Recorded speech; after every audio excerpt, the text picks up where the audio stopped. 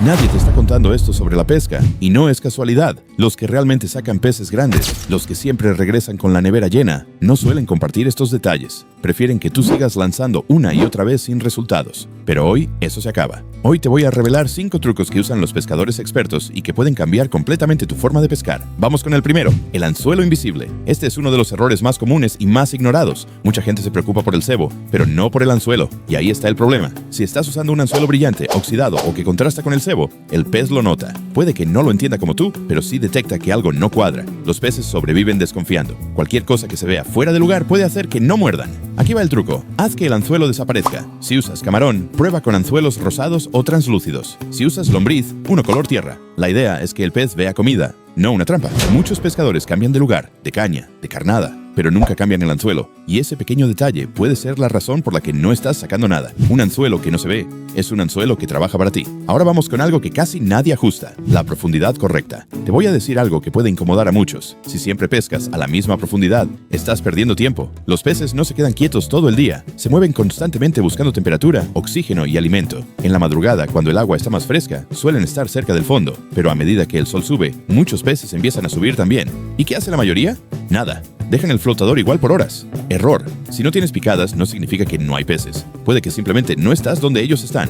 Prueba esto. Cada 20 o 30 minutos, ajusta la profundidad. Sube o baja unos 20 o 30 centímetros. Ese pequeño cambio puede ser la diferencia entre irte con las manos vacías o empezar a sacar uno tras otro. La pesca no es solo paciencia, también es adaptación. Y hablando de atraer peces, el olor que los atrae. Aquí entramos en terreno que muchos expertos no quieren que conozcas. Los peces no solo ven, también huelen. Y en el agua, el olor viaja mucho más lejos de lo que imaginas. Puedes tener el mejor cebo del mundo, pero si no destaca, pasa desapercibido. Ahora imagina que ese mismo cebo deja un rastro irresistible. Este truco es simple pero poderoso. Mezcla ajo en polvo con aceite de sardina. No necesitas mucho, solo un poco, lo suficiente para impregnar el cebo antes de lanzar. Cuando cae al agua, ese olor empieza a dispersarse y actúa como un imán. Hay pescadores que juran que este truco les duplicó las capturas. Y aquí va otro detalle interesante. Para algunas especies de río, como el bagre, la vainilla también funciona sorprendentemente bien. Sí, vainilla. La clave es experimentar. Cada zona y cada especie puede reaccionar distinto, pero si nunca usas atrayentes, estás dejando una ventaja enorme sobre la mesa. Ahora, algo que muchos arruinan sin darse cuenta, el lanzamiento silencioso.